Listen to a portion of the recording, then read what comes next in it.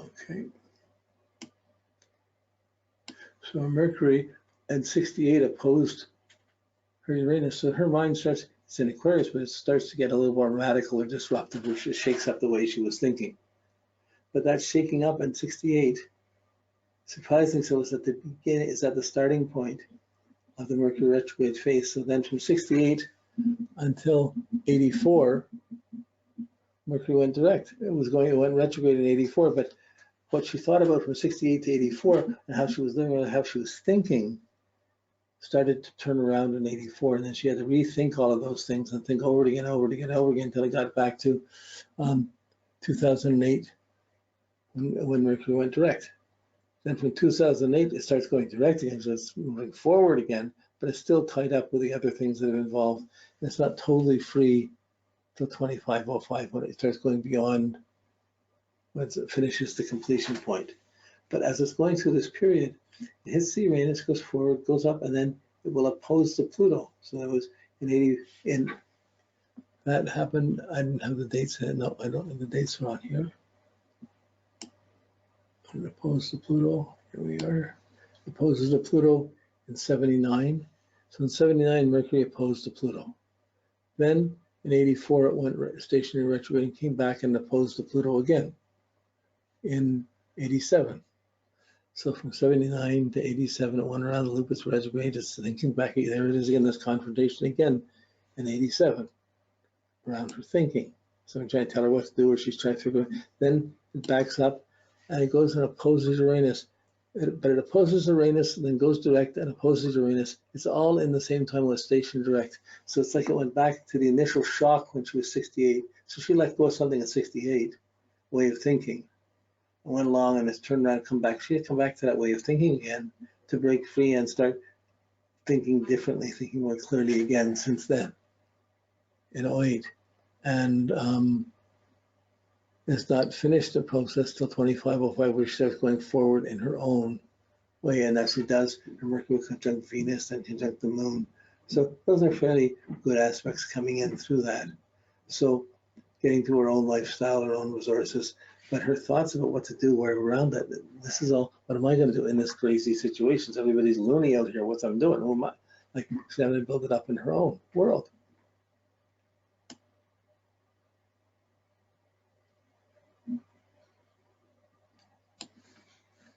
But, okay, one last thing I want to say, just go back to that for a minute.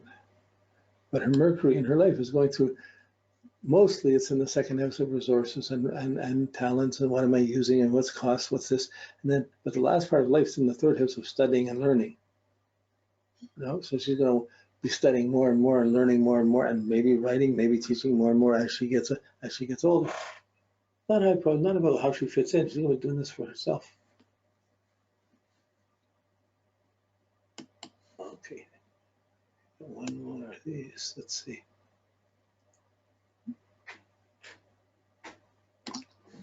Sample 10. Okay, here we go. October 22nd, 61, and this is Warsaw. So here we have someone as a sun conjunct. It starts with Mercury retrograde. It's Mercury and Sun in the first house. It's strong in Libra rising. Very perceptive, communicative person, wants to share his ideas. Simple. But the Mercury is retrograde. It starts retrograde. So it retrogrades. Really, it does. It's a degree apart. So it does go back, and it will retrograde back over the Sun and back to square, and it will also, okay, we'll get this a little further, but it's going to back up and turn in 71. It goes direct. Then it goes forward by 81. It comes back to its own place. So it's like his mind went back into another lifetime while his body was here for the first. It was another world from 81 up till 81. And 81, his mind started thinking for himself and moved forward. And as it did, it moved forward through second house, third house. It's not about so much about business and what's his security, what he knows, language, learning. So this was a person who had to learn another language other than the language he grew up with, and add a language to his life. So, you know, there were curial challenges of that sort. But when we're going through this, let's just get to the next one. So really, every planet you should have a special your chart and just draw these in, and then draw lines in and work it. So you got the chart and you say, oh, there's the Mercury, and you can come into this at any time and see where you're coming from, where you're going to, what's in the middle.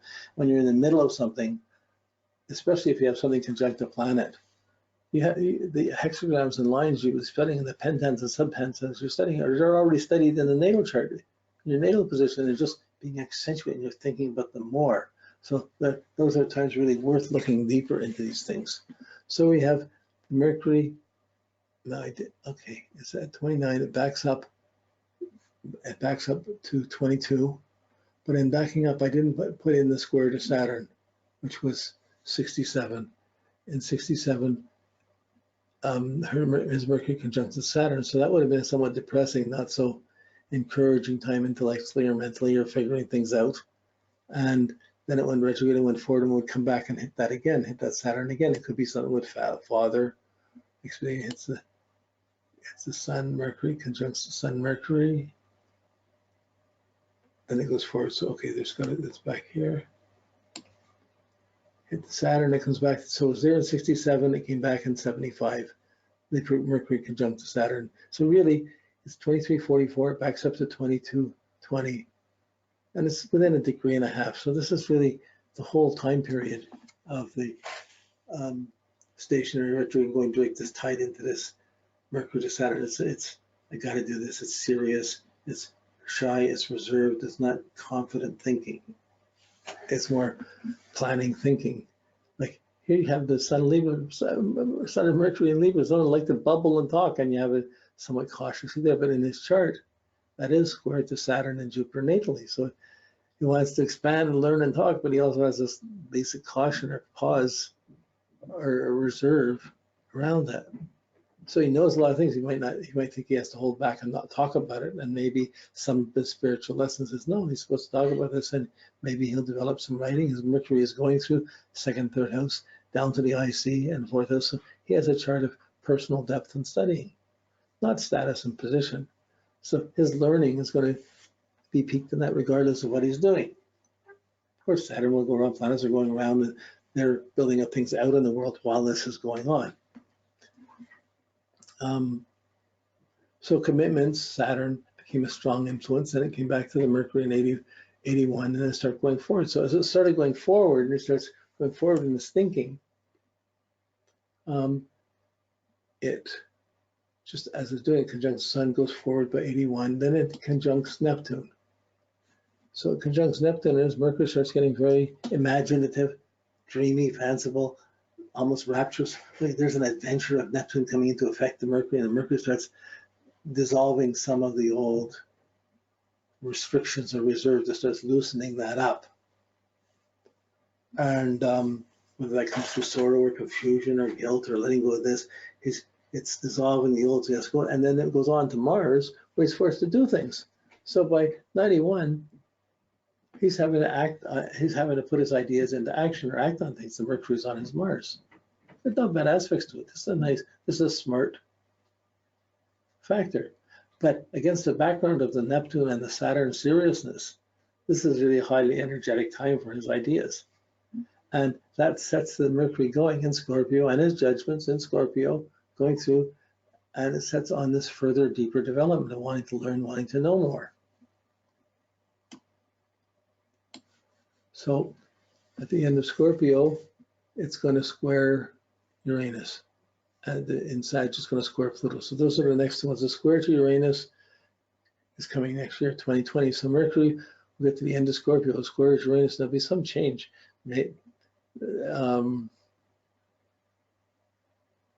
Some change in his outlook around it. And that could involve 11th house friends, 11th house situations, but it's going to change his attitude around thinking. So some older things, some old judgments will break away and it'll open up in a newer way. Then it's going to hit the Pluto, it's going to square the Pluto, and there'll be confrontations around what's right, what's wrong, my understanding is, who knows? It's going ahead, but it's moving its way down through Mercury and Sag in the third house, through understanding what's true, what's not, what's learning. It's going to move down to the IC of what motivates me. in 2607, Mercury's on his IC, and his mind gets really motivated for what he's going to do with his life at that age. So then it moves forward. Like his Sun and his Mercury are down below, like mine, they're down below in his chart. They're not going, it's not about career and status. That's the outer reflection. It's about what do I know? How do I learn? How do I get deeper? How do I get established in this? How do I get centered in this?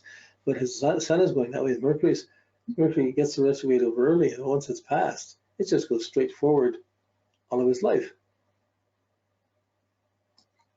So that going straight forward, yeah, you get past that early period of the retrograde and gets back to its own place, starts going forward. It's a huge difference. He would know it. And then you could see how closely he aligned to, this is the music going, how well he danced to it or how he went to it, he would see that. Okay. I know we're just doing all these. Everybody's so interesting. You could easily spend the whole time on one chart, but you're going to do that yourself. I'm just trying to, or if you organize your material properly, it becomes easy and fun to use. You can go back to it, you do it. So I'm a big one on proper organization. Take the time to get it organized, not to organize your material so you're looking at what you want to look at, not all the other things that are distracting you. So you just one planet at a time, you're watching it move around, you're seeing what it's doing, you're seeing the evolution, you're seeing the texture of this unfold. But even in my talking about it, I'm talking about the specific aspects. I'm interpreting as if what they're going to do, like it's a transit, what's going on. That's the part, the ego going out and the mind going out into the world, but inside there's another point measuring what's this, and his learning through this. And when you connect to someone and you got on the right wavelength with it, it's really is revelationary to see this.